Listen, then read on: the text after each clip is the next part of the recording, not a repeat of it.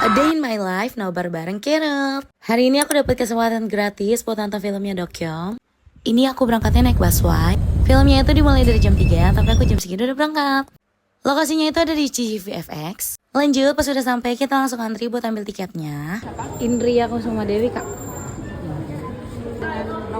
Ya, thank you ya, Kak. Setelah regis, kita juga dikasih air minum. Lanjut, kita langsung duduk di kursi yang kita mau. Kita lagi ngapain? Lagi nonton.